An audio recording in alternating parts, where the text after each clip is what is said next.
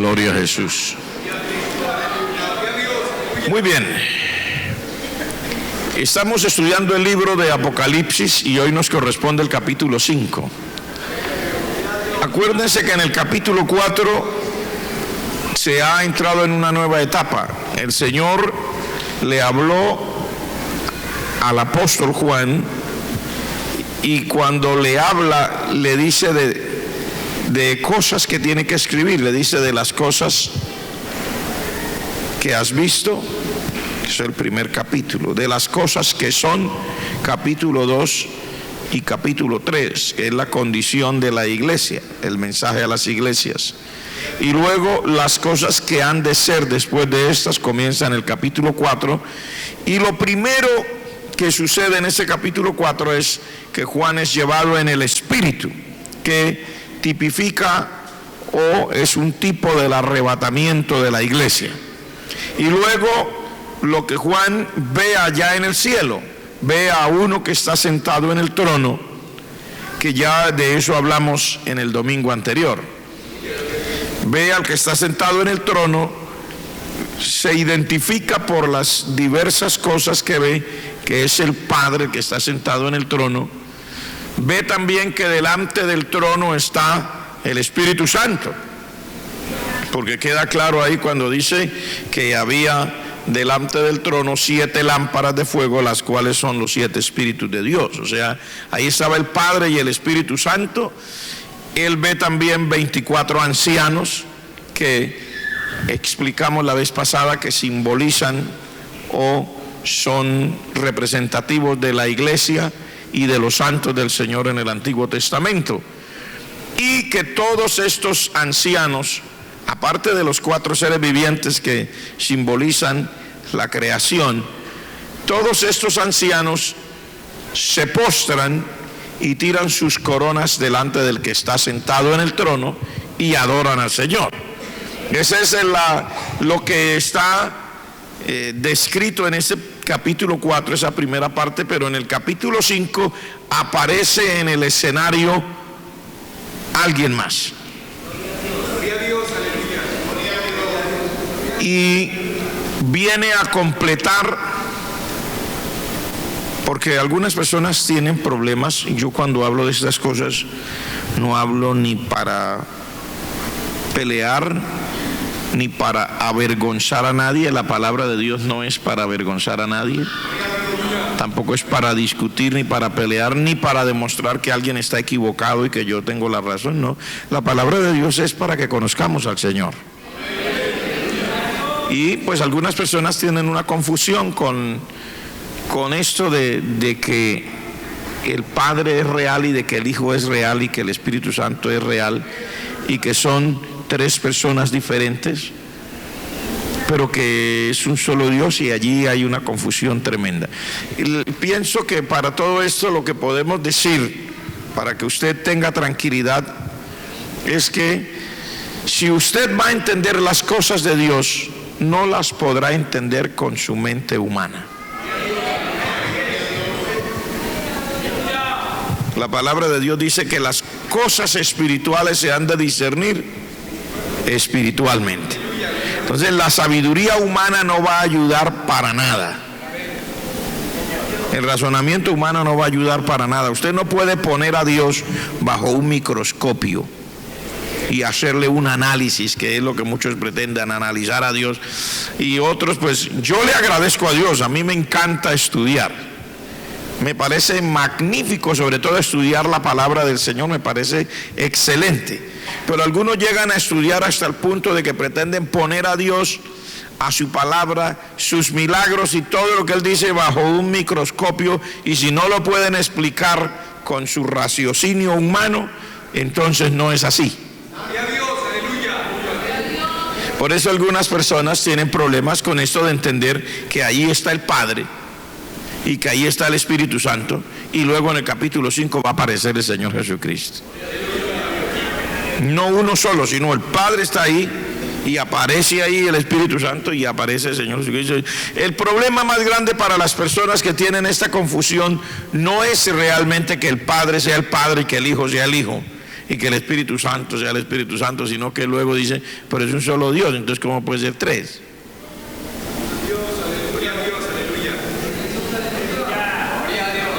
¿Y cómo tres pueden ser uno y seguir siendo tres? O sea, hay muchas preguntas.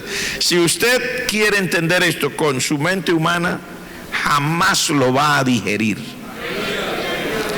Porque Dios como tal no es como nosotros.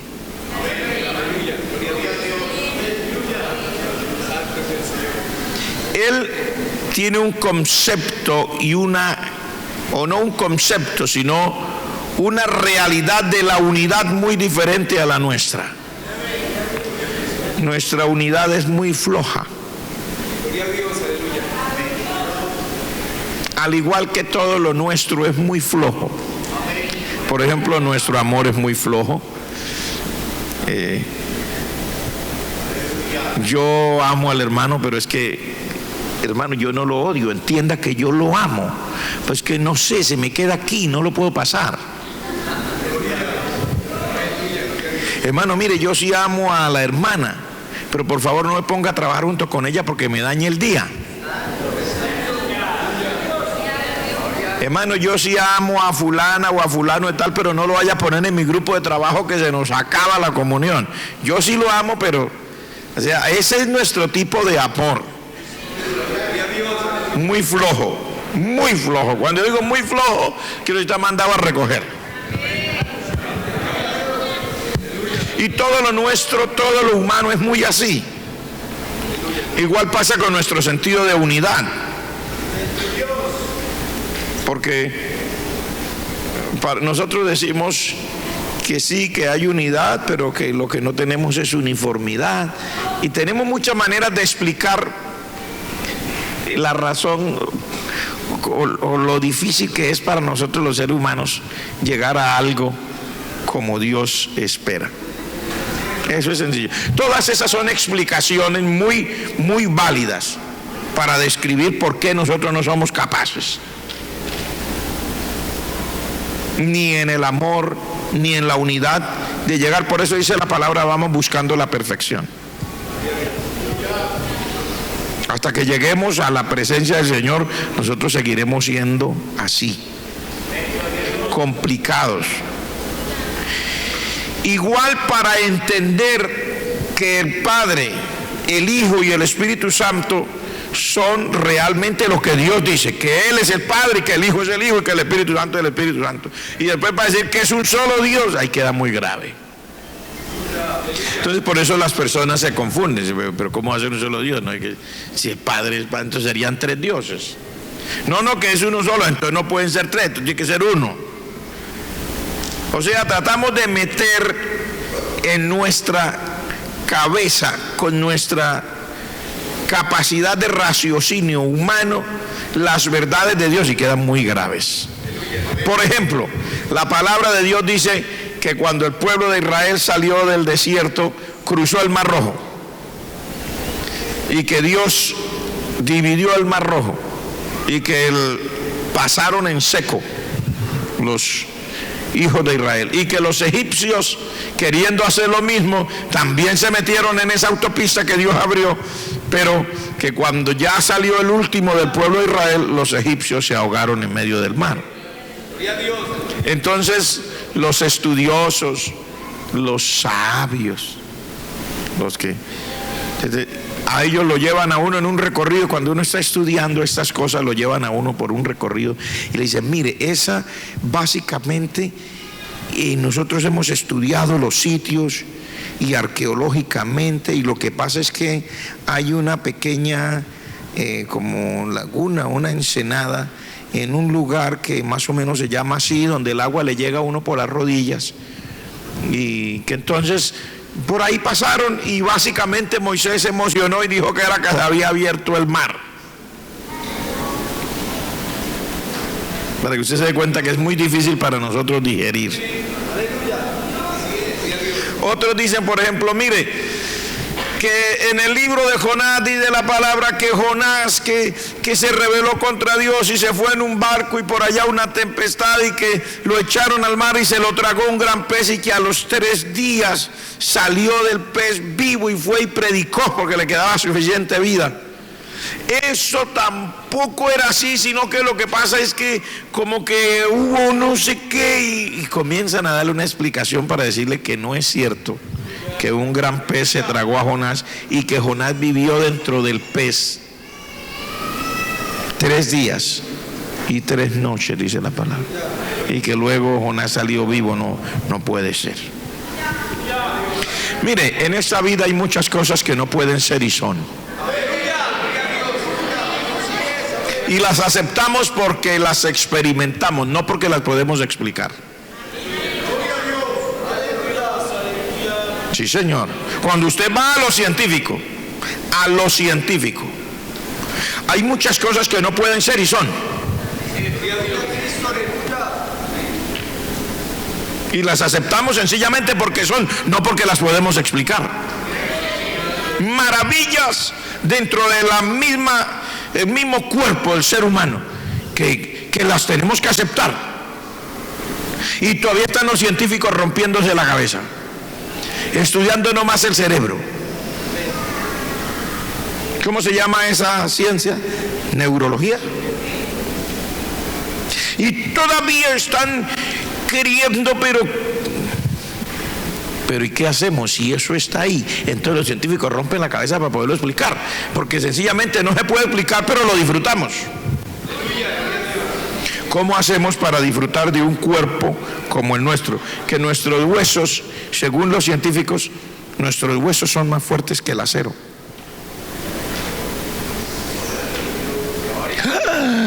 Ah, bueno, no lo dije yo, qué pena. Lo dicen los científicos. O que nuestros talones tienen que resistir y son capaces de resistir el talón. Y sobre todo acá tenemos un tendón, ¿cómo se llama? Ese es el talón de Aquiles. ¿Por qué le dicen de Aquiles si es el suyo?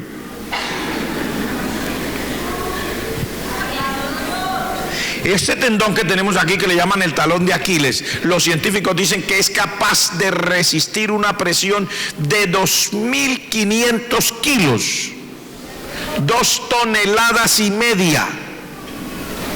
No digo yo, dicen los científicos.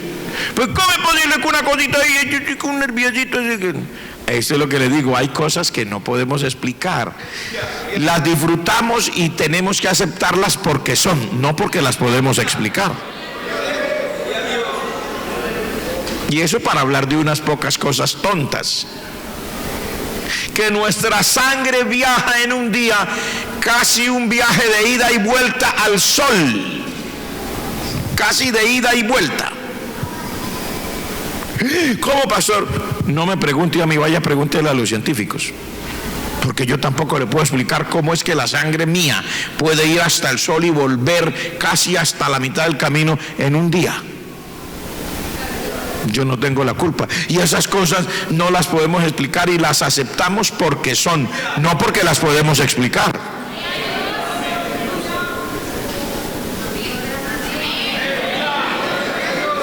¿A usted le gusta averiguar las cosas? ¿A cuánto le gusta averiguar las cosas? Porque hay gente que ve la paz y no chateando. Este soy yo sonriendo. Este soy yo bravo. Estoy yo con hambre a la medianoche. Y en eso pasan la vida. Nunca se interesan por nada. Pero yo le doy gloria a Dios que cuando uno va y mira las cosas, uno se da cuenta, sí hay bases para decirle a la gente que hay muchas cosas que uno no puede explicar y sencillamente las tiene que aceptar, y las acepta todo el mundo porque son, no porque las puede explicar. Entonces luego cuando entramos a las cosas espirituales, de explicar que ahí está el Padre, que ahí está el Espíritu Santo, que ahí está el Hijo, y que son diferentes, que el Padre está sentado en el trono, que el Hijo está ahí al frente y le recibe al Padre un libro con su propia mano, y que el Espíritu Santo está ahí, que son 3. Entonces, pero ¿cómo no puede ser 3? Porque entonces no sería un Dios. Bueno, entonces son 3, pero entonces no es uno solo, entonces son 3 dioses. No, la Biblia dice que esos 3 son, no puede ser. Entonces, como no le cabe aquí, no lo quiere aceptar. Pero yo le digo, acepte lo que Dios dice, porque es así. No porque yo lo puedo explicar, sino porque así es. Igual que tengo que aceptar en mi propia vida muchas cosas que no puedo explicar, pero las acepto porque son así. Aunque yo no pueda explicar, ni los científicos puedan explicar. Amén, hermanos.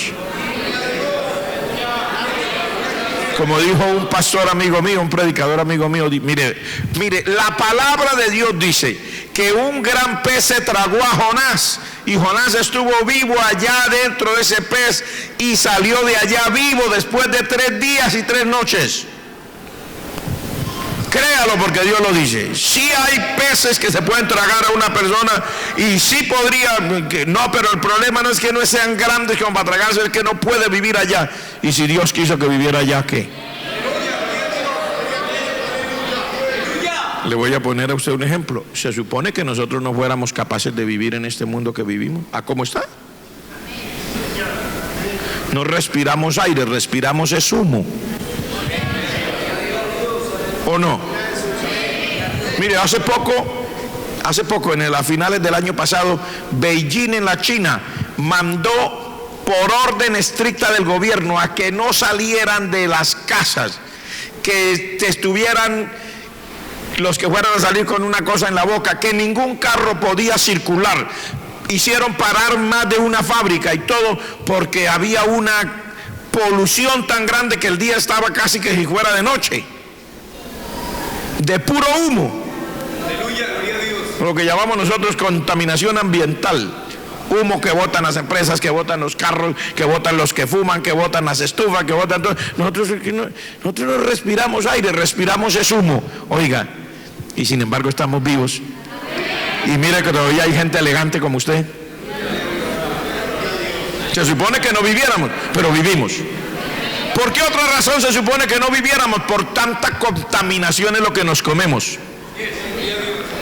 Los tomates llevan veneno, la cebolla llevan veneno, el repollo lleva veneno, la carne de que nos comemos lleva veneno, todo lleva veneno. Bueno, será por eso que alguna gente vive envenenada. Que no les puede hablar, viven envenenados. No pueden conducir por las calles, viven envenenados, se bajan a pelear, sacan revólveres. Será por eso, pero básicamente, si fuéramos a analizar, no deberíamos vivir. Y sin embargo estamos vivos, ¿y qué vamos a hacer? Tenemos que aceptarlo. Vivimos, respiramos humo, y todavía Dios le dio al ser humano la capacidad de filtrar tanto humo, y lo poquito que quede de verdad de oxígeno lo consumimos. Y así vivimos. El Padre aparece allí y es el Padre. ¿Cuántos aceptan al Padre? Y ahí aparece el Espíritu Santo y está ahí. ¿Cuántos aceptan al Espíritu Santo? Y ahora aparece el Señor Jesucristo y está ahí. ¿Cuántos aceptan al Señor Jesucristo? ¿Y cuántos aceptan que hay un solo Dios? Pero que el Padre es real, pero que el Hijo es real, que el Espíritu Santo es real. Y no lo puedo explicar, no importa, no lo explique, acéptelo. Porque ese gran predicador amigo mío dijo, y es que si la Biblia dijera que fue Jonás el que se tragó un gran pez, también lo creía. Porque Dios es poderoso para hacer lo que Él quiera sin tener que pedirle permiso a nadie. Levante la mano el que me entiende ahora el punto. Él es Dios, entienda que Él no es carne, que Él no es como usted, como yo. Él es Dios, es soberano, tiene el poder de lo que no se ve, de lo que no existía, hizo todo lo que hay, hizo un universo. Todavía los científicos están haciendo en un gran laboratorio por allá en Europa experimentos para saber cómo fue el Big Bang o la gran explosión. No, que eso fue que ¡boom! Y entonces, ¿y qué fue lo que explotó? ¿De dónde salió? Diga lo que quiera. Lo que pasa es que al ser humano le queda grave reconocer que hay un creador, que hay un Dios. Y no es que le quede grave reconocerlo por falta de evidencias, porque evidencias sobran. ¿Sabe por qué al ser humano le queda grave reconocer a su creador? Porque ellos no quieren reconocer a un Dios santo, santo, santo, 3 veces santo. Porque el ser humano quiere vivir eso en el pecado, y como Dios es santo, santo, santo, pues no le conviene. Sencillo. No le conviene. No le conviene reconocer a Dios, porque reconocer a Dios entonces le cae encima todo el peso de su culpa y de su pecado. Porque como el ser humano dice que el pecado no existe, que todo es relativo.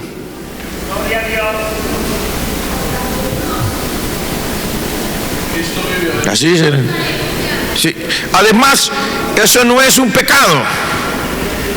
Y por ejemplo, si una persona tiene tendencias a hacer,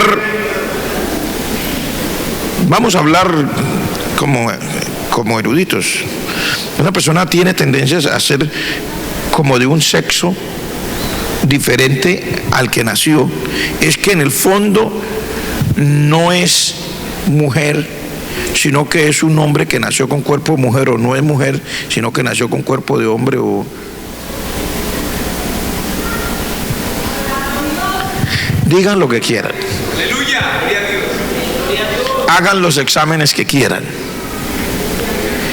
En el principio creó Dios los cielos y la tierra, y la tierra estaba desordenada y vacía, y dijo Dios.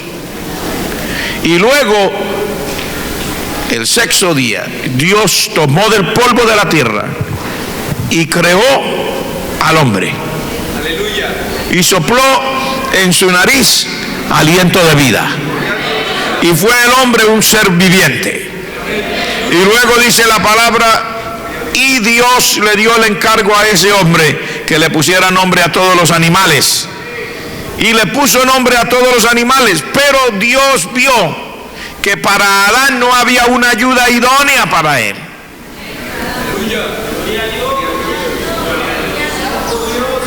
Y Dios dijo, no es bueno que el hombre esté solo. Le haré una ayuda idónea, dice, y Dios hizo caer un sueño profundo sobre el hombre.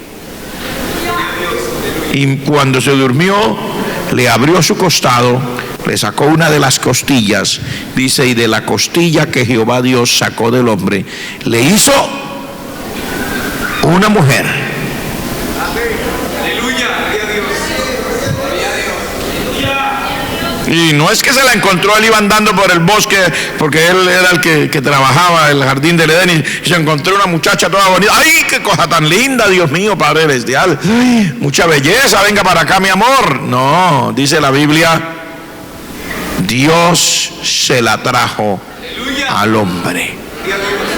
Dios, el creador, Aleluya, gloria a Dios. hizo la mujer y se la trajo al hombre. Le dijo, a ver, mijo, esta va a ser su esposa. Diga, a ver, diga pues. Y entonces el hombre tuvo que hacer lo que se hace cuando hay un matrimonio bíblico entre un hombre y una mujer. Aleluya, gloria a Dios. El hombre tuvo que decir delante de Dios, no delante de lo que usted cree que delante de la época, delante de Dios tuvo que decir sus propios votos matrimoniales. Y entonces dijo el hombre, esto es ahora hueso de mis huesos, carne de mi carne, y ella será llamada varona, porque fue tomada del varón. Por eso dejará el hombre a su padre y a su madre, y se unirá a su mujer, y los dos serán una sola carne. Tuvo que decir todos los votos y tuvo que darle la posición a la mujer delante de Dios, del Creador. Dios no dice, y de la costilla que sacó Dios del hombre, hizo a otro varón y se lo trajo. No, dice, hizo una mujer. Y cuando Adán la recibió, no dijo, esto es ahora hueso de mis huesos y carne de mi carne, este será llamado varón porque es igualito a mí. No. Digo, esta será llamada varona porque fue tomada del varón. Y ya. ¿Cómo les parece? Pastor, eso es faltar al respeto, no puede predicar de eso. Usted tiene que limitarse a hablar de unas cosas espirituales abstractas, porque de lo contrario usted está faltando al libre desarrollo de la personalidad. Eso es influir sobre la gente y no está permitido, porque nosotros decimos, pues qué pena, ya lo dije.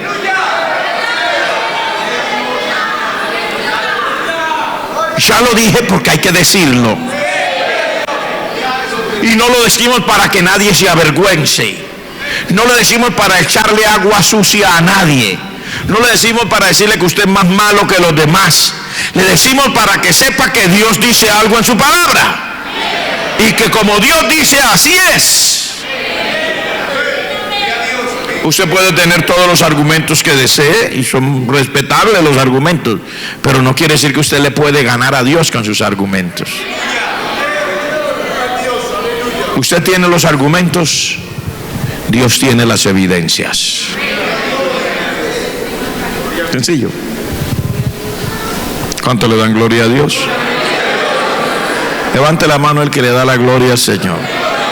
Pero volvamos acá. Entonces, ¿qué dice el capítulo 5? Vi en la mano derecha del que estaba sentado en el trono, que es el Padre, un libro que estaba escrito por dentro y por fuera y sellado con 7 sellos. Y oía un ángel fuerte que pregonaba a gran voz: ¿quién es digno de abrir el libro y desatar sus sellos? Y ninguno, ni en el cielo, ni en la tierra, ni debajo de la tierra, podía abrir el libro, ni siquiera mirarlo. Y dice Juan el apóstol: y yo lloraba mucho, porque no se había hallado a ninguno digno de abrir el libro, ni de leerlo, ni de mirarlo. El que está sentado en el trono, que es el Padre, tiene, cuando Juan lo detalla, tiene en la mano un libro. Y dice, miró bien, le llamó la atención el libro, dice, estaba escrito por dentro y por fuera.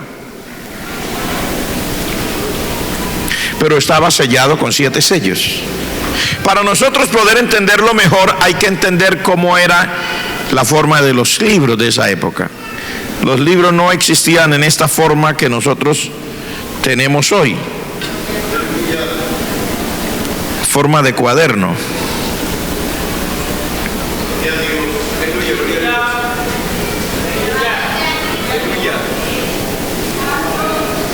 Los libros tenían forma de rollo. Los escribían y para escribir un libro del tamaño de la Biblia se necesitaría muchísimos rollos, muchísimos. Los rollos eran ya sea de piel o de pergamino.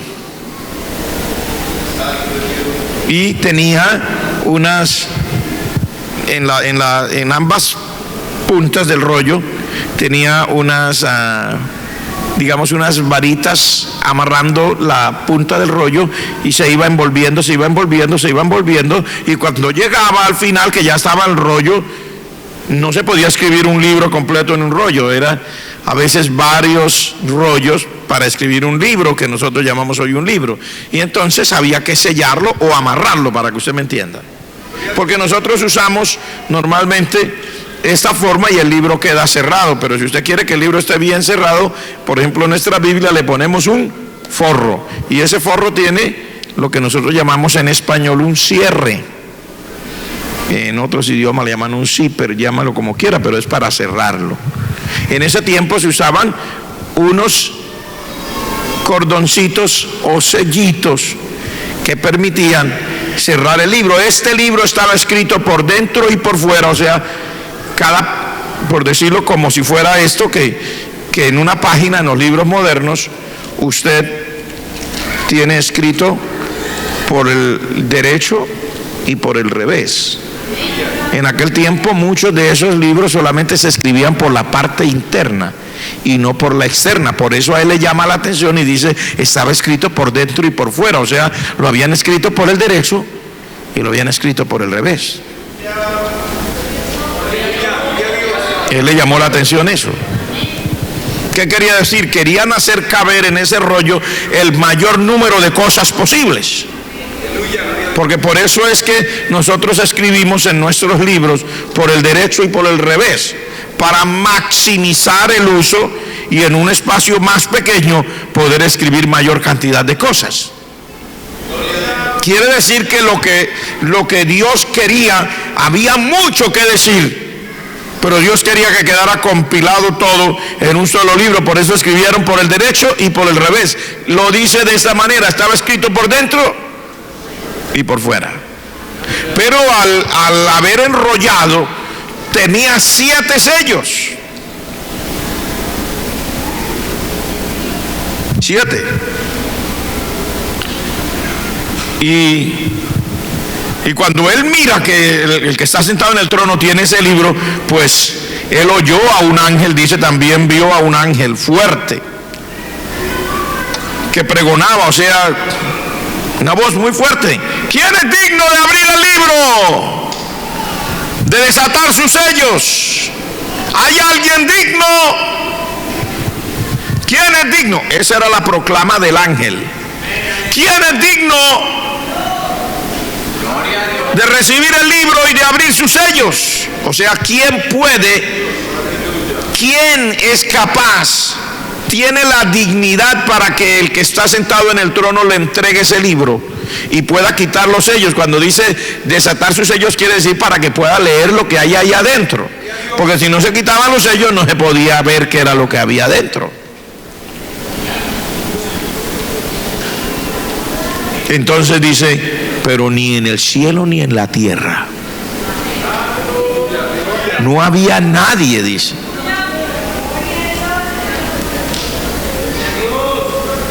ni debajo de la tierra, nadie podía abrir el libro, ni siquiera mirarlo. La respuesta, ¿por qué nadie podía, ni en el cielo, ni en la tierra, ni debajo de la tierra, ni siquiera mirar el libro, ni de abrir sus sellos? Porque ese libro, cuando usted lee a partir del capítulo 6, realmente era el libro de los juicios de Dios, para desatar los juicios que Dios tiene determinados de antemano. Que ya no quiero entrar tantísimo en eso ahora, porque eso le produce a uno y ya como que tiene que cambiar el tema. Y produce ya como, ya es otra cosa.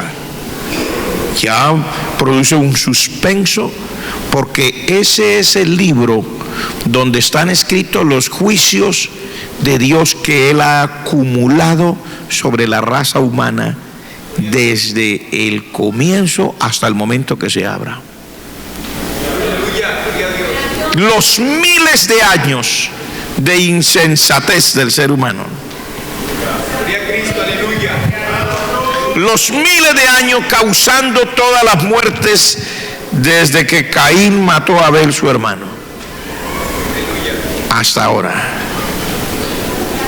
Ustedes saben que solamente en la Segunda Guerra Mundial, solamente de judíos, dice la historia, fueron casi 4 millones, solamente de judíos los muertos, y de los demás, en cada batalla, miles y miles de personas murieron en cada batalla. En la guerra fue mundial porque fue por todo el mundo. Probablemente no todos los países estaban como escenario de batalla, pero estaba regado por todo el mundo. Japón fue escenario de batalla, la China, todo el mar del sur de la China y todas esas islas orientales y todo el país de Filipinas fueron escenario. Allá en Malasia Singapur, todos esos países fueron escenarios, que ahí se pelearon batallas. En todas esas otras islas que quedan por ahí, batallas. En el Japón, batallas. En Estados Unidos, ahí en Hawái, hundieron una flota grandísima. En Francia, ni qué decir, toda Europa estaba incendiada. Inglaterra recibió bombardeos, todos los que usted quiera. La ciudad de Londres le caían tantas bombas que uno no puede imaginarse. Hoy día uno va y mira esas ciudades bonitas que uno no se imagina. Berlín totalmente arrasada, no solamente Berlín, sino las demás ciudades de Alemania, porque era bombardeos de aquí hacia allá y de allá hacia acá, por todos lados. Luego en el norte del África, hubo muchas batallas en ese norte del África. O sea, el mundo realmente fue un escenario de guerra que se extendió por todas partes. ¿Cuántos millones y millones de personas murieron? Solamente con las caídas de las dos bombas tristemente célebres, las dos bombas atómicas que cayeron sobre Nagasaki y sobre Hiroshima en el Japón, que arrasaron las ciudades. Se dice que el señor, el doctor en física que guió al equipo americano en la carrera, porque quiero decirles que la carrera armamentista mundial y la cuestión de las bombas nucleares no es solamente de Estados Unidos. Cuando Estados Unidos logró hacer la bomba y tirarla de primero, hace rato que los alemanes estaban detrás de la misma bomba, que no la lograron tener antes y por eso perdieron la guerra.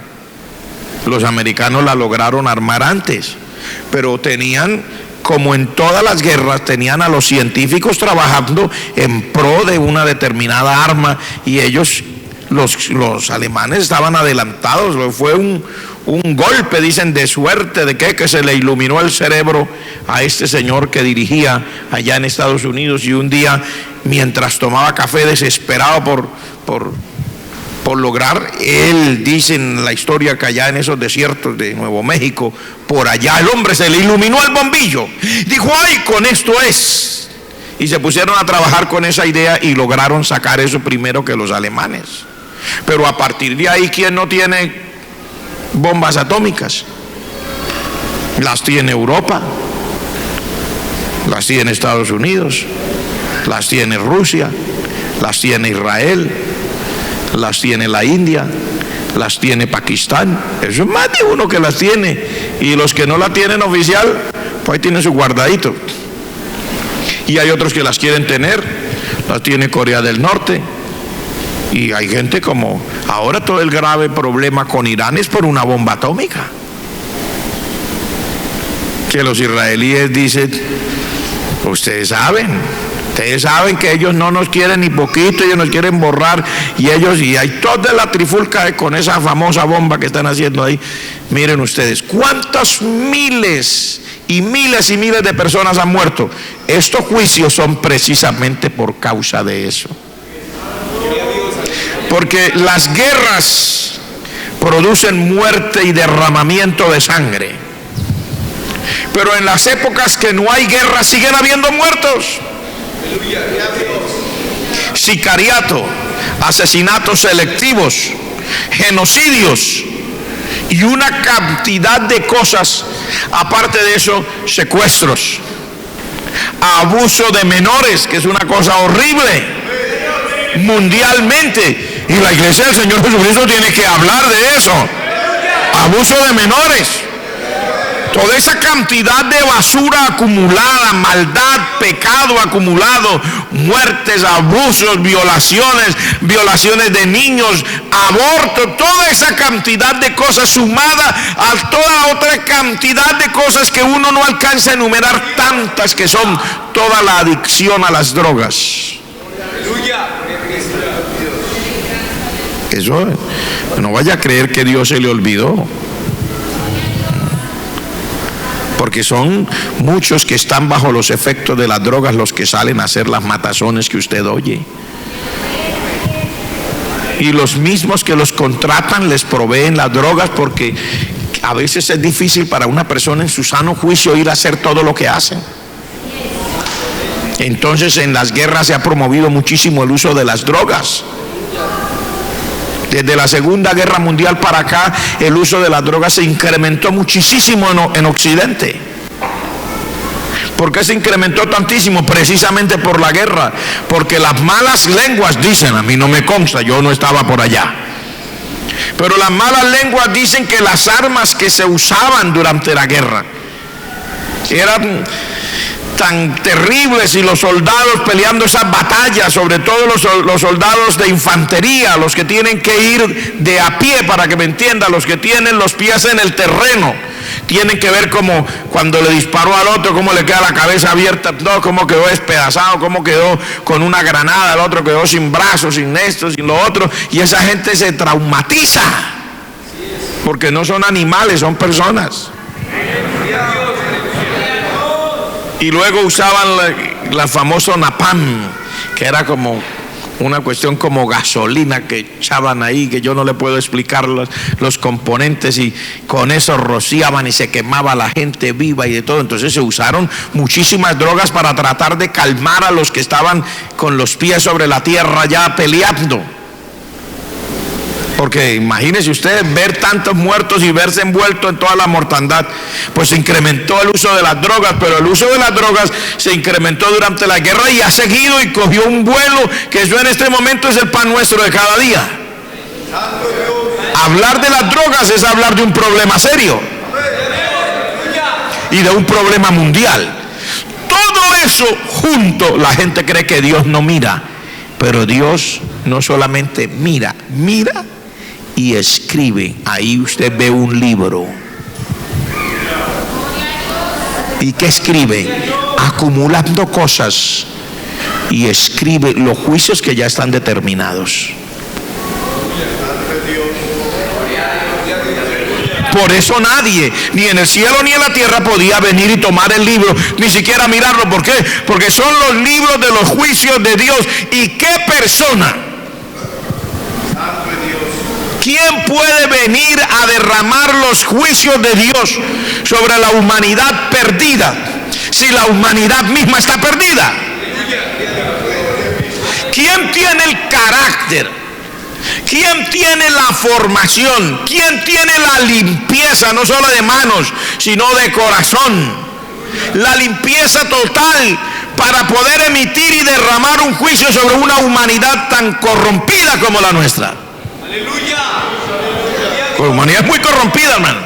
A uno le parece que no, y suena difícil hablar de estas cosas, de uy, qué predicador tan terrible. Señores, la humanidad es una humanidad corrompida. Gloria a Dios, aleluya.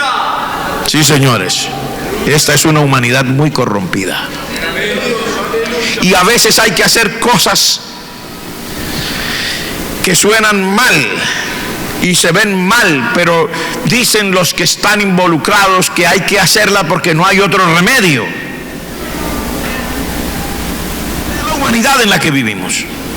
Los robos, no solamente están los robos y la rapiña del que sale con un cuchillito, una navajita o un revólver, a veces que de juguete, porque no tiene ni para comprar el revólver, el pobre ladrón. Sale con una pistolita de agua.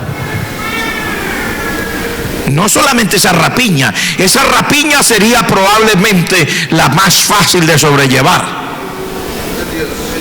Que le robaron el celular a la persona y que hablemos de las otras rapiñas, las muertes al por mayor, por el interés del dinero y por el robo que hay de tantísimos dineros públicos alrededor del mundo. No hablemos de nuestro país, hablemos del mundo. Miles y miles de millones son robados cada día alrededor del mundo,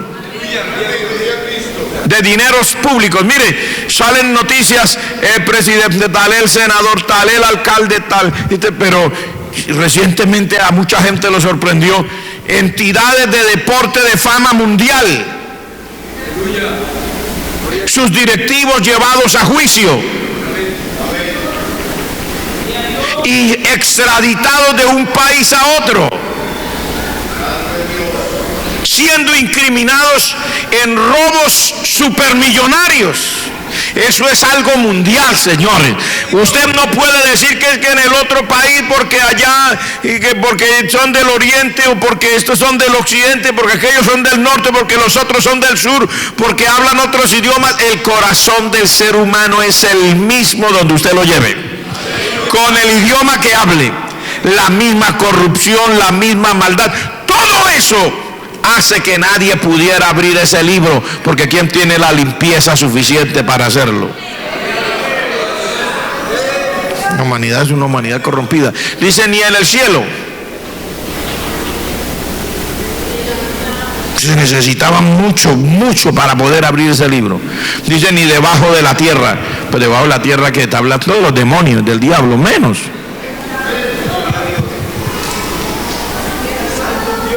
¿Quién puede abrir? Y dice el apóstol, y yo lloraba muchísimo por eso. Yo lloraba muchísimo, como un libro que se ve tan interesante, que está en las manos del que está sentado en el trono, que es la palabra de Dios, es lo que Dios va a decir. ¿Cómo no puede ser abierto? ¿Cómo no voy a poder saber?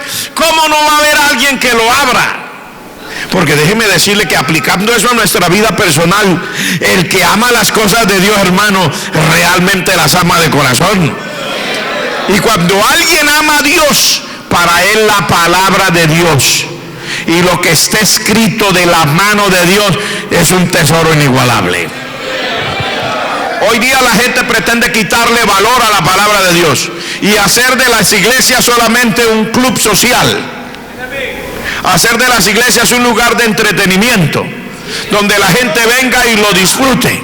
Este lugar, y no estoy hablando de este como tal, solamente este particular, sino la casa de Dios en cualquier lugar del mundo, no fue dada por Dios para que la gente venga y se entretenga y reciba lo que más le guste. Fue dada, como dijo el Señor Jesucristo, mi casa será llamada casa de oración para todos los pueblos.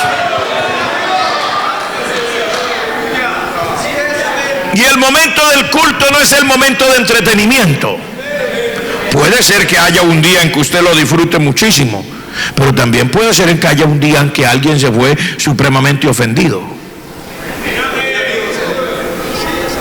Pero es que no se trata de que la casa de Dios era para mandarlo sonriente para la casa. La casa de Dios es el lugar donde el pueblo viene a adorar a Dios y Dios también le habla al pueblo. Gloria al nombre del Señor. Así que habrá días que se alegrará y habrá días en que sangrará. Pero es mejor sangrar. Es mejor sentirse adolorido. Es mejor sentir que realmente me hirió el amor propio. Dijo alguien, me hirió mi amor propio. Es mejor que le hieran a uno el amor propio y que esté uno claro qué es lo que Dios quiere de mí, y no que esté uno ahí solamente como embelesado, sin saber por qué estoy ahí. Y él lloraba mucho, Juan lloraba mucho. ¿Cómo no se va a abrir el libro? ¿Cómo no voy yo a saber qué es lo que está escrito ahí? Pero cuando él estaba llorando así, vino alguien y se le acercó, uno de los ancianos. Así lo dice, ¿cierto? Uno de los ancianos. ¿Cuántos ancianos eran? 24. Pero al verlo llorar de tal manera, uno de los ancianos, mire cómo lo dice. Dice: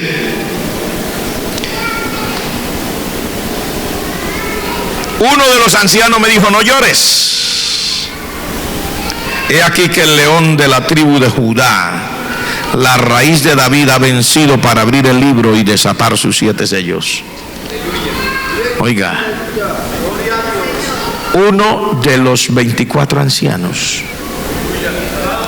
¿Por qué fue uno de los 24 ancianos? Porque ¿quién conoce al Señor Jesucristo? Sino aquellos que hemos tenido la experiencia de haber vivido esa vida tan horrible que vivíamos, y ahora saber que el Señor nos ha redimido con su sangre preciosa. El ángel podía haber venido otro ángel allí, pero no fue ningún ángel que le dijo, fue uno de los ancianos representantes de la iglesia que le dijo a Juan: no se preocupe, no llore más, que hay uno que ese sí puede. Porque la iglesia sí conoce al que puede, gloria al nombre del Señor. La iglesia sí conoce al que tiene la santidad suficiente, al que tiene la autoridad moral suficiente, al que tiene la limpieza suficiente. La iglesia lo conoce, gloria al nombre del Señor. ¿Por qué? Porque ese es nuestro Redentor, ese es nuestro Señor. Con Él tenemos comunión todos los días, gloria al nombre del Señor. A Él lo adoramos todos los días. Él ha sido nuestra, como dice la palabra, el principio y el fin. Él ha sido. Sin Cristo nosotros no estaríamos aquí. ¿Cómo no va la iglesia a conocer a Cristo? Aunque hay algunos que no lo conozcan. Pero los que no lo conocen estarán en el sitio, pero no son iglesias. Porque la iglesia no son las paredes ni las sillas. La iglesia son los verdaderamente redimidos por Cristo y que tienen una nueva vida en Cristo. Ellos son los que conocen. Y mire cómo lo identifica: la raíz de David, el león de la tribu de Judá. Pero hay algo sorprendente aquí. No le dijo el león de la tribu de Judá, la raíz de David, él puede abrir el libro. No, dijo: él ha vencido para abrir el libro. Es muy diferente a decir: no se preocupe, que el león de la tribu de Judá, la raíz de David, puede abrir el libro. No. Mire cómo lo dice: no se preocupe, que el león de la tribu de Judá, la raíz de David, él ha vencido para abrir el libro. Porque es que él pagó un precio, mi hermano. El Cristo al que le servimos no está pintado en la pared.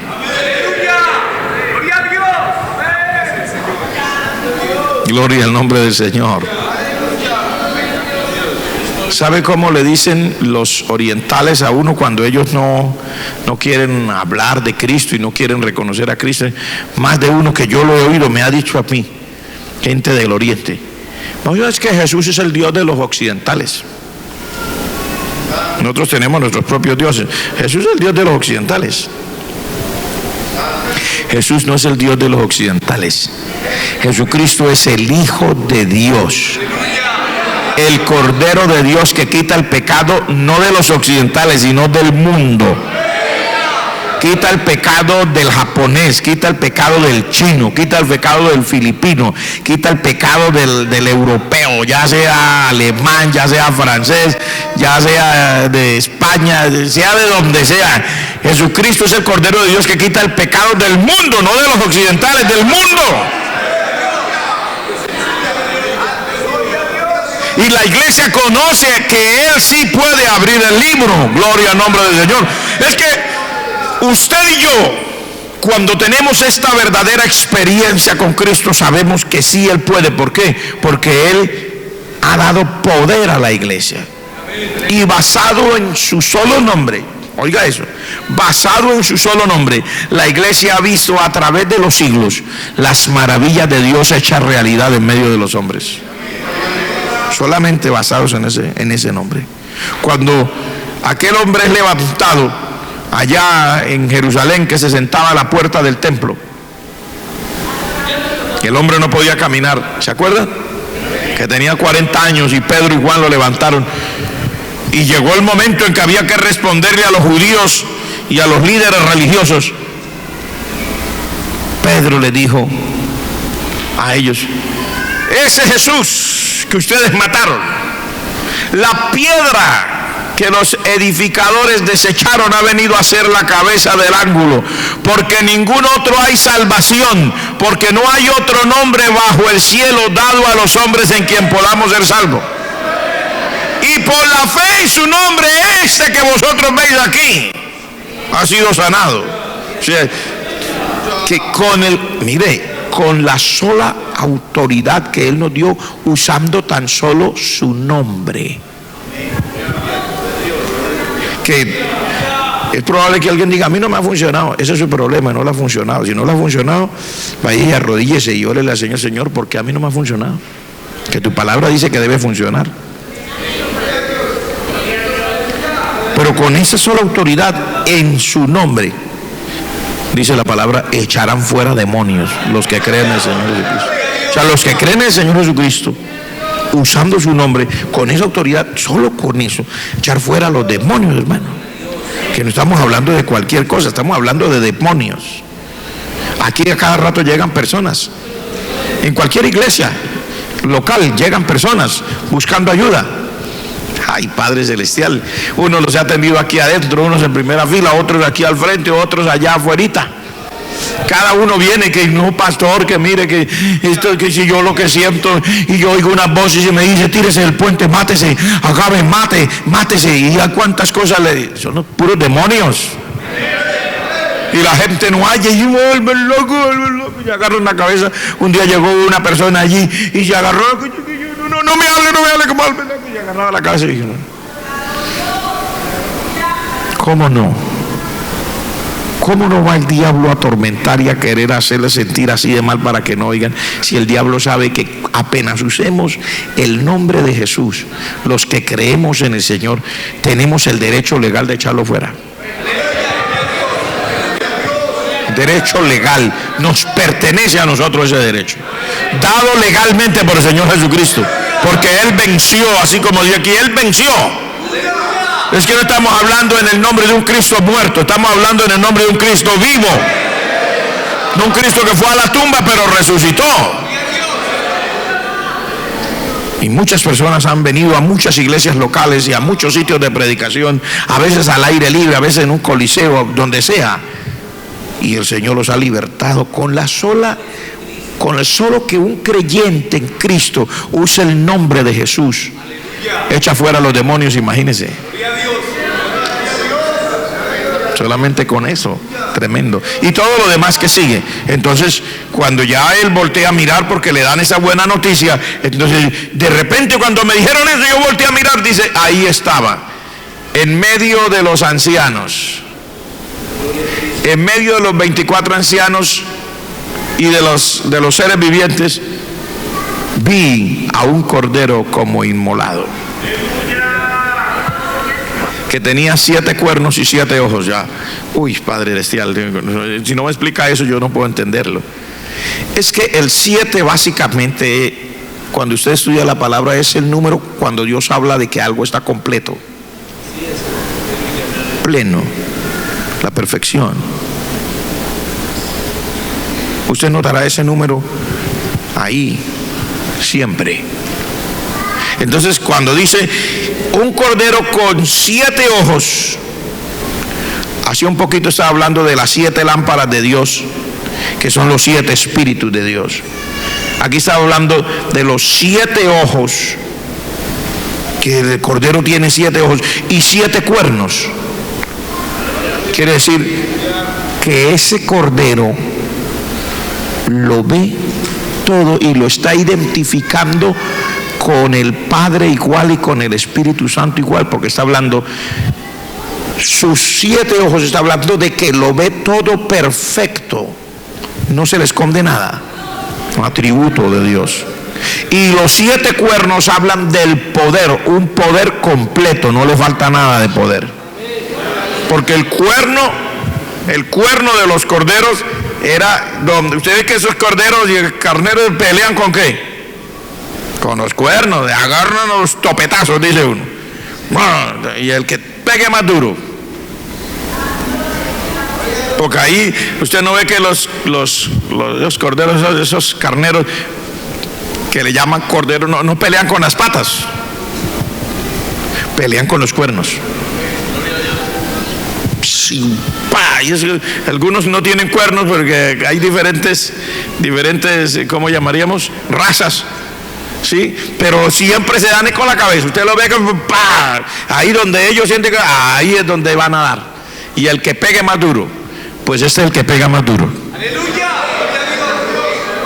Porque son 7, quiere decir, tiene la plenitud del poder. Es que en el Evangelio de San Mateo, Él dijo, todo poder me ha sido dado en el cielo y en la tierra. No me dejaron que un poquito, no, dice todo el poder. Entonces el Cordero de Dios tiene los 7 cuernos. Está identificando al Cordero, lo está identificando como el Hijo de Dios y Dios mismo. ¿Qué es lo que está haciendo aquí el Señor? Mostrándole a Juan que ese Cordero es Dios, que el Señor Jesucristo es Dios, así como el Padre es Dios y como el Espíritu Santo es Dios. Que es donde les digo yo que se atora más de uno. Al Padre no le hace falta poder, al Hijo tampoco, ni al Espíritu Santo tampoco. Y Él vino y tomó el libro de la mano del que estaba, de la mano derecha del que estaba sentado en el trono. Algunas veces hay detalles que a uno dice, ¿por qué dice eso? Por ejemplo, de que el libro estaba escrito por dentro y por fuera. ¿Por qué dice que el que le dio el libro que estaba sentado en el trono lo tenía en la mano derecha? Porque aunque a uno, hay cosas que a uno no le... Pero la mano derecha, para la gran mayoría de nosotros, es donde está nuestra fuerza y nuestra habilidad. En la gran mayoría hay personas que son zurdas y son tan inteligentes, y dicen que algunos que hasta más inteligentes. Eso es relativo. A mí no me produce nada raro ni extraño, ni pienso que una persona que usa la mano izquierda como la mano de su fuerza y de su habilidad tenga algo de malo, ¿no? Pero el común denominador es que la fuerza y la mano derecha, el común denominador, o sea, la mayoría de personas, es en la mano derecha donde está la fuerza y la habilidad. Entonces usted usa ambas manos, pero usted hace más fuerza con la mano que esté, en este caso, como si es diestro, que es la gran mayoría, pues su fuerza está ahí. Y la otra la usa como ayuda, como soporte, pero esa es la principal. La habilidad para escribir, para usar para comer, para todo, que lo que requiere mucha habilidad, pues va a usar esa mano donde tiene la habilidad. El que estaba sentado en el trono tenía el libro en la mano derecha, que está significando que el que está entregando está teniendo las manos con todo su poder, están teniendo las cosas con todo su poder y con toda su habilidad. Dicho en otras palabras, está hablando de la fuerza y del poder de Dios y de su capacidad para hacer las cosas. Se lo entregó al Cordero y el Cordero lo recibió. Ay, enseguida usted dice, pero ¿cómo así? Es un Cordero, tiene 7 ojos, tiene 7 cuernos, pero cuando trata de recibir el libro tiene mano. Y va y recibió de la mano del que estaba, porque algunos dicen, no, que es una figura. No, ninguna figura. El que estaba sentado en el trono tenía manos y se distinguía entre la derecha y la izquierda. Se la dio con la derecha. Porque no es que algunos ven que es una forma, que es una cosa, algunos tratan de hablar de Dios así, como una fuerza. No era ninguna fuerza. Aleluya. Como dijo alguien, más respeto, por favor. No es ninguna fuerza, Él es Dios. El Padre es Dios, pero como Dios, Él es una persona. Y el Señor Jesucristo también. Es que Dios dijo, hagamos al hombre conforme a nuestra imagen y conforme a nuestra semejanza. Nosotros tenemos este cuerpo basados en lo que Dios hizo. No como dicen algunos, que es que hace como 5,000 años usted andaba en 4 paticas, y a los 3,000 años se le ocurrió levantar una patica y solamente andaba en 3. Y hace 2,000 años usted dijo, oye, no, yo estoy cansado de andar en 4 patas, entonces me voy a interesar y andaba en 2 paticas. Pero tenía una quinta extremidad que le salía de acá. Y usted se puso a pensar, uy, qué cosa tan fea, yo verme feo así parado con esa quinta extremidad. Y entonces usted hizo fuerza hasta que también se le fue cayendo a extremidad. Pero pero no era capaz de caminar bien y tenía las manos así que parecían unos pies. Pero de tanto pensar y hacer cosas, las manos se le fueron poniendo bonitas. Y de pronto un día encontró un pedazo de metal y se miró y dijo: uy, qué cosa tan fea, yo me lleno de peludo, todo, cosa tan horrible. Y de tanto pensar que era muy feo ahí en el espejo, se fue poniendo bonito. Pero un día se puso a pensar: uy, qué cosa tan fea que yo no pueda pensar. Para yo poder progresar tengo que pensar. Por eso pienso que lo mejor sería que yo pueda pensar. Y entonces, de tanto pensar que no podía pensar, pero que necesitaba pensar, el cerebro se le puso un poquito mejor y entonces comenzó a pensar. Usted sabe que no es cierto. Que ni mi mamá, ni su mamá, ni la mamá de ninguno de nosotros era un animalito de esos que anda por ahí colgado en los árboles.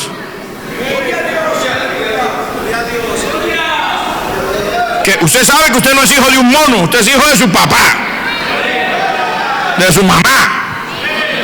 Y por eso cuando alguien lo quiere ofender, le nombra a su madrecita del alma. Y usted siente: me respeta. Mi madrecita quería. Si hubiera sido, y digo: Dios, no te hagas y diga lo que quieras. No, usted sabe que no es cierto.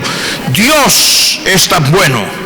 Y aquí aparece el que está sentado en el trono entregando con la mano derecha, y al cordero recibiendo un libro, porque tenía mano, porque el cordero no era realmente un cordero en el término. Mire cómo dice que es un cordero, pero que es un león, pero que es una raíz, pero que también puede recibir el libro. ¿Cómo puede ser uno a la vez cordero y a la vez león?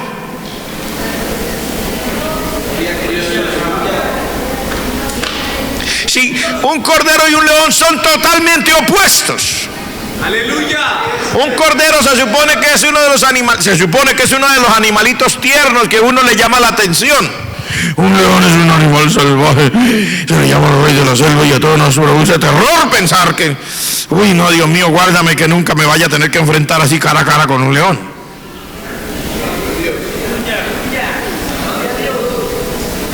Pero también una raíz. Pero también tiene manos, porque está hablando del Señor Jesucristo. Lo que algunos no han pensado es que ese Cristo, que ha sido un cordero hasta el sol de hoy,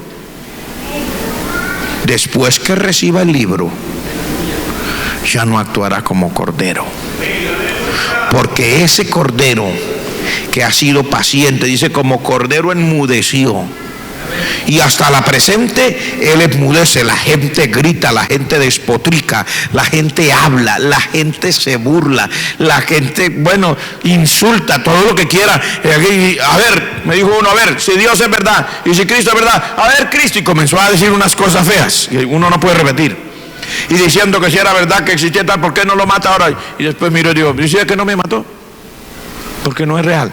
Así, digan lo que quieran, ese que ahora es cordero, que se queda callado, llega un día en que va a recibir el libro de la mano derecha, el que está sentado en el trono, y en ese momento ya no será más cordero. Gloria a Dios. En ese momento será león, porque él es también el león de la tribu de Judá. Ese mismo que vino a pagar el precio por nuestra salvación para ser nuestro abogado, de repente se va a convertir en el juez. Y pasará de ser abogado a ser juez. No vaya nunca usted a creerse que porque el Señor Jesucristo hoy, incluso lo tenemos que decir no solo para los amigos que están sin el conocimiento del Señor, también lo decimos para aquellos que nacen en la iglesia, que se crían en la iglesia, o que vienen a la iglesia y que dicen: ahora yo soy parte de la iglesia, y que por un tiempo perseveran en el Señor y aman la santidad de Dios y todo lo de Dios, y de repente ellos se dan cuenta que pueden hacer maldades y que todavía no se han muerto. Ay, yo pensé que eso era más real. Yo creía que era verdad, que si uno hacía las cosas mal, que uno no, pero ya me di cuenta, no, aquí se puede vivir bien. Algunos dicen: chévere. ¿Y usted cómo está en la iglesia? Oh, chévere, chévere. Entonces, se vuelven chévere y le hacen así a uno con el dedo. Alguno hasta dijo, no, es que si Jesucristo viviera entre nosotros hoy día andaría con zapatillas tenis y con un blue jean y una camiseta y a lo mejor con gafas oscuras y una cadena de oro, va ahí cantando así. Siga creyendo, siga creyendo. Siga creyendo que llega el día en que va a amanecer. Y el proverbio que nosotros usamos dice, cuando amanezca, veremos. Cuando la gente despierta de la realidad. Este no era un juego, usted puede seguir.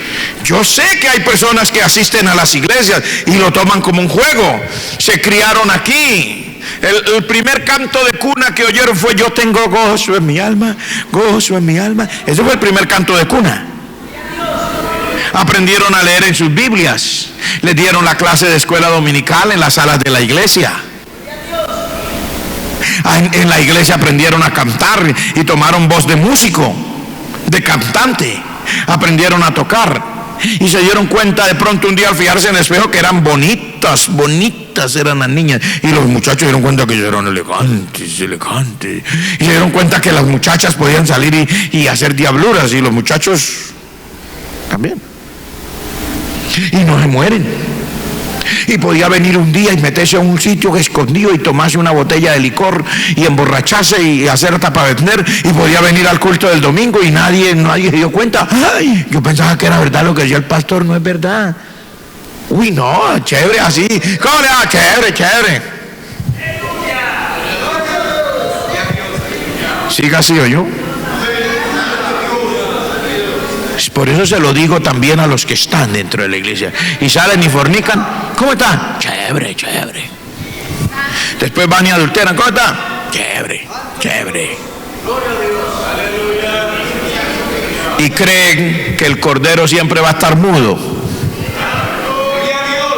Ese es el problema. Ese es el problema. Creen que el cordero siempre va a estar mudo.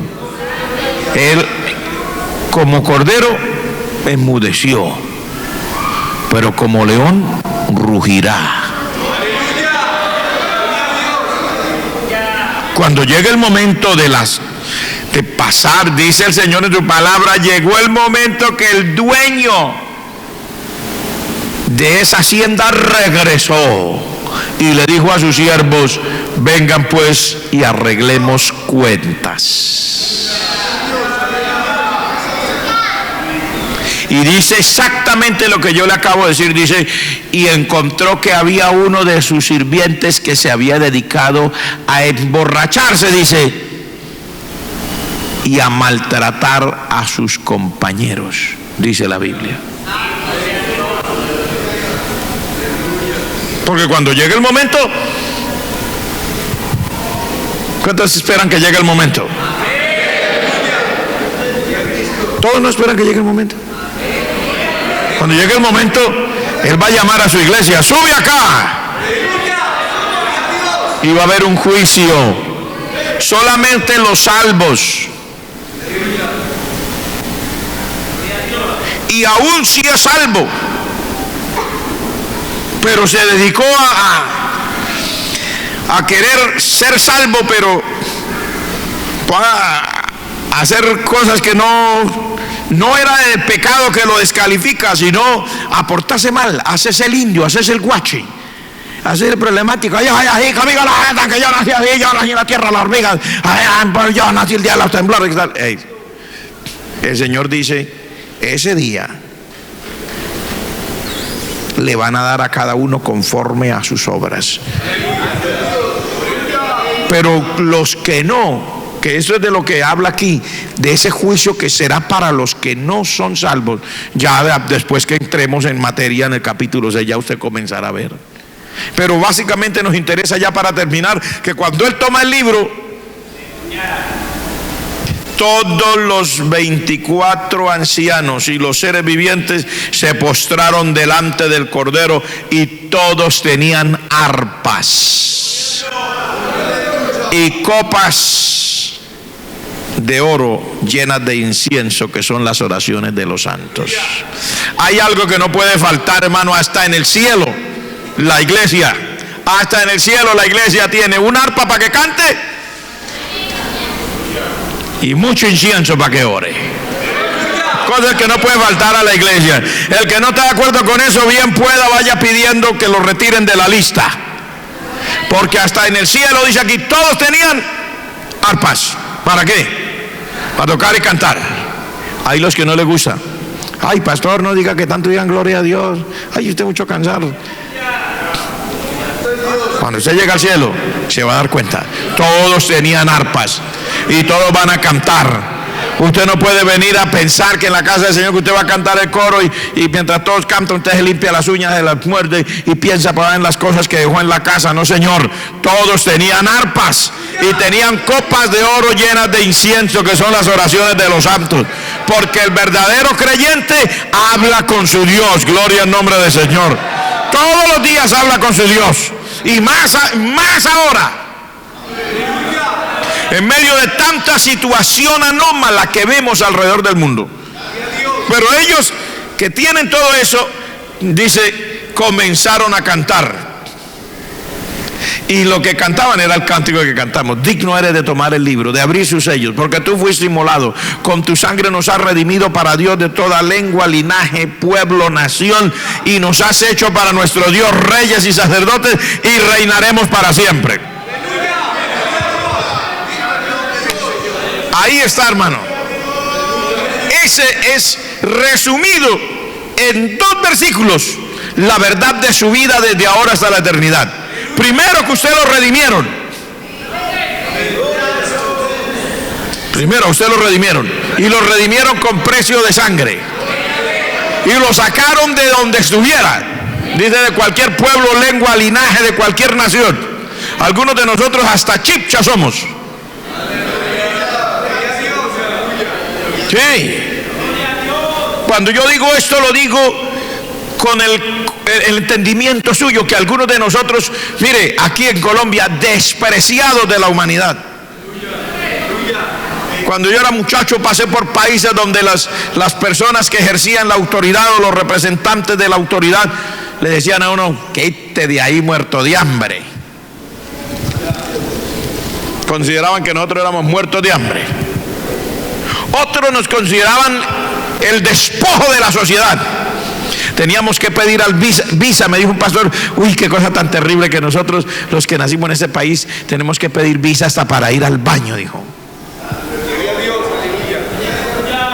Qué cosa tan terrible. Éramos el desecho, ¿no? Es que no. Europa no nos quería recibir, el Asia no nos quería recibir, Estados Unidos no nos quería ver ni pintados. Cuando llegaban allá, decían: colombianos por aquí, fila aparte. ¿Por qué? Aquí son colombianos, por acá. Pero señores, no señor, colombianos acá. Y si dice una palabra más, para atrás, para su tierra, que aquí no lo necesitamos. Nos pedía visa Costa Rica, nos pedía visa Guatemala. ¿Quién no nos pedía visa? Hasta Panamá ya nos iba a comenzar a pedir visa. Pedir visa para Venezuela era peor que pedir visa para Estados Unidos o para Europa. Ecuador nos quería poner a pedir visa. Todo el mundo no iba a poder. ¿Por qué no? Usted no. Si usted no es guerrillero, entonces paramilitar. Y si usted no es guerrillero paramilitar, usted es traficante de droga, pero buena gente no puede ser. Es que se le ve en la cara que son malas clases. Y por eso algunos de nosotros que no alcanzamos ni a crecer, bien chiquiticos de estatura, y decían con esa expresión: puros indios salidos de la selva. Yo me acuerdo aquel pastor que me contó su historia y que lo conocimos, mi esposa y yo, y él dice que él perdió 2 dedos de su mano y perdió la comunión con sus hijos. Uno de los hijos llegó a estar en la cárcel porque mató a un tío, y el hijo menor fue el que denunció el hecho, y el mayor dijo: cuando salga de aquí mato a ese hermanito mío que te decía. Ya te iba a quedar hasta sin hijos y sin nada. ¿Y sabe por qué era toda la tragedia? Porque Dios le decía: lo necesito que vaya para Colombia. y que él era un fiel hijo de Dios. Lo necesito que vaya para Colombia a predicar. No, yo por ahí no me voy, Señor. Yo lo necesito que vaya. Así perdió el primer dedo, así perdió el segundo dedo, así todo. Y cuando dice él, al fin, cuando me di cuenta que iba a perder los hijos también, me decidí a venir a Colombia. Dice, cuando aterricé en El Dorado, me contó él a mí, cuando aterricé en El Dorado y salí del avión y miré el aeropuerto, me dirigí de nuevo al contador de la aerolínea a decir, disculpe señorita, yo creo que me equivoqué, me quedé dormido, me bajé donde no era, yo era para Bogotá, Colombia. Y le dijo a la señorita de la aerolínea, señor, ¿está usted en Bogotá, Colombia? Dice que el de una se le escurrieron las lágrimas. ¿Esto es Bogotá, Colombia? Sí, señor, esto es Bogotá, Colombia. ¿Por qué llora? No, señorita, nada. Y se fue, dice, por todo el camino, por esa avenida por donde me iba llevando el taxi. El taxista llevaba corbata y todo. Y yo veía los edificios y veía las casas y veía los taxis y veía los carros y yo iba llorando, pensar que casi pierdo hasta a mis hijos porque no quería venir a Colombia. Y yo le dije, ¿pero qué era lo que usted imaginaba? Dice, yo me imaginé que iba a llegar, la pista era de tierra, el aeropuerto tenía 4 lámparas de zinc, la gente andaba con un trapito adelante y uno atrás, sin camisa, y todos llevaban flechas. La gente no andaba en carros sino en burros, a caballo. Y no le estoy diciendo mentiras. Por eso perdió 2 dedos de la mano. Y por eso casi pierde los hijos. Y uno estaba en la cárcel, dijo, así fue que yo llegué a Colombia. Y he llorado el resto de mi vida pidiéndole perdón al Señor. Yo no sabía que esto era tan bonito. Pero de toda lengua, dice, de todo linaje, de todo pueblo y de toda nación, despreciados, no importa, pero del desprecio nos ha levantado el Señor. Levante las manos que le dan gloria a Dios. Del desprecio nos ha sacado. Así la gente nos viera como nos quisiera ver. Alguno de ustedes todavía será despreciado, no tanto como yo, pero será despreciado. No importa. Deje que nos desprecien con tal de que aquel que nos ama nos siga amando. Todo lo demás es punto y aparte. Lo demás es circunstancial. Amén, hermano. Puede que no tengamos la mejor cara, puede que no tengamos la mejor raza, puede que no seamos altos, puede que no seamos ojiverdes, puede que alguien de pronto sí lo vea, puede que sea como yo. Casi no le dejan nariz, casi no alcanza a crecer, casi no sabe ni de qué colores. No importa, el Señor dice, nos redimió de toda lengua, de todo linaje, de todo pueblo, de toda nación. Pero más que eso dice, y nos hizo para nuestro Dios reyes y sacerdotes. Y dice una verdad que la gente no quiere oírla.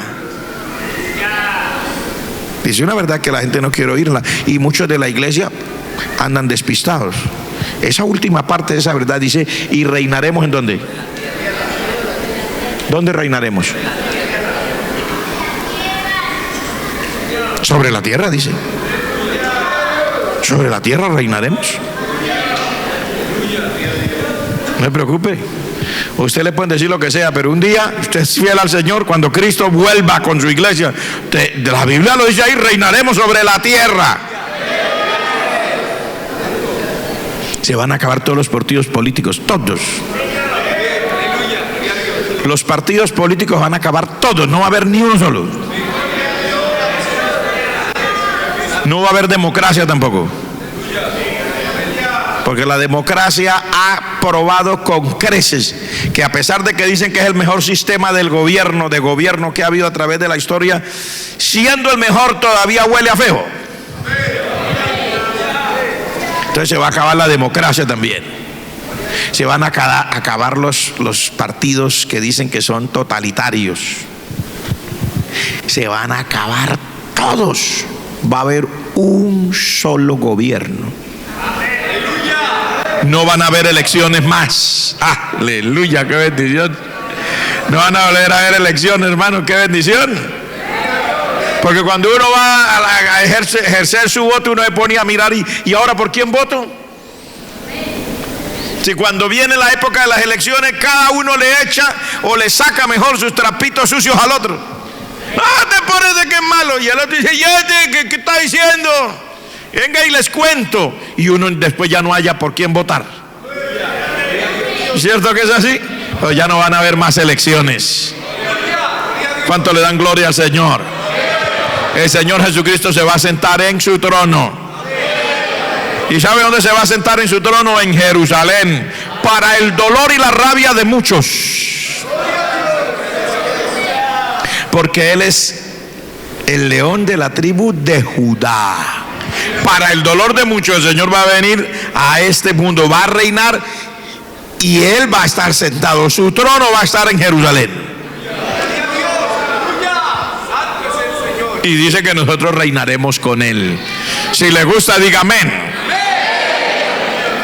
No se preocupe por eso, aunque algunas personas no me entienden. Yo nunca lo he dicho porque esté tirándole duro a ninguna persona, no.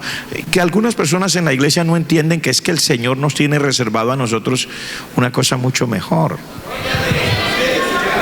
Es que pretender uno ser parte de los que gobiernan aquí abajo en este mundo, con esta situación y con un sistema como el actual, el sistema del ser humano, cualquiera que sea, totalitario, democrático, lo que sea, es un sistema que está en una camisa de fuerza metida ahí por los demás que están ahí, que dicen que hay robos, que hay esto, que hay lo otro, y el que está allá o le toca comer con ellos o por lo menos quedarse callado, o si no largarse. ¿Y cómo hace usted para estar ahí y ver todo? Es muy horrible, por lo menos si uno de verdad tiene principios. Y si va a hablar, le dice, cuidadito, habla porque le puede pasar algún accidente. No queremos que le pase accidente a nadie. Uy, toca salir corriendo. Y pensar que algunos hermanos, triste y lamentablemente, se han dejado endulzar el oído y pensar que nosotros vamos a gobernar aquí ahora. Es cierto, hay hermanos creyentes que han salido elegidos, hermanos creyentes. Yo no estoy diciendo que no son hermanos creyentes que han salido elegidos. El uno es alcalde, el otro es gobernador. No sé si alguno era presidente, es cosa de cada cual. Hay mucha tragedia tan horrible tratar uno de mantener sus principios en medio de un sistema tan nauseabundo. Que dicen que dan el dinero para pavimentar una calle, duran 100 años pavimentándolo y a lo último siempre queda un hueco. Nunca apareció quien había hecho. Usted lo ve a cada rato, salen las noticias que iban a hacer un puente que no pusieron sino las columnas. Que dónde está la plata, no sé. ¿Dónde está lo que ya tampoco? Lo llamamos, no contesta. ¿Dónde está? No sé, desaparecieron. Ese es el sistema de los gobiernos humanos. No todo el mundo es igual, pero estos sistemas son muy, muy frágiles, metidos dentro de unas normas que ya están escritas, pero que no se pueden llevar a cabo porque el ser humano con su pecado está ahí. Cada uno quiere enriquecerse rápidamente, cada uno quiere hacer cosas, y los que no quieren, entonces los que quieren no los dejan. Porque yo estoy seguro que hay gente honesta, pero no los dejan ser honestos. No los dejan ser honestos. Hace muchos años, cuando yo estaba más muchacho, recuerdo que oí la noticia de unos pastores que fueron a la reunión con un señor que en ese momento era como ministro de gobierno de uno de los periodos, y fueron a tener una reunión y a decirle que ellos estaban dispuestos a cooperar, que si era necesario ellos podían poner a unos de los que estaban ahí como candidato y elegir para ayudar a ver si había gente honesta que pudiera apoyar y hacer que esto fuera mejor. Y recuerdo que fue la noticia, porque yo nunca estuve por allá, me llegó a los oídos la noticia de la respuesta del Señor, que fue muy, muy sincero, y les dijo: mire, señores pastores, esta situación y este mundo de la política es muy complicada, muy difícil, y ustedes jamás lograrían aquí hacer lo que me están diciendo con sus bocas, porque el sistema no se lo permite. Así que, como dice el dicho, zapatero a tus zapatos. A ustedes Dios los llamó a predicar, y dejen que los demás se encarguen de estas cosas, porque no combina lo uno con lo otro. Esa fue la respuesta de un ministro de gobierno sincero a un grupo de pastores que fueron sinceramente a prometerle y a decirle que podían hacer algunas alianzas y cosas y lanzar algunos evangélicos buenos, gente con un buen corazón que puede ser. Y él les dijo la verdad, les dijo, y dijo, en la teoría es muy lindo, pero en la realidad no se logra. Pero aquí hay algo que ya no es teoría. Cuando venga el Señor Jesucristo, ahora sí le correspondió al pueblo de Dios su turno. Gloria al nombre del Señor. ¿Cuánto le dan gloria a Dios por eso? Levante la mano el que espera al Señor Jesucristo. ¿Cuántos van a seguir viviendo para Él?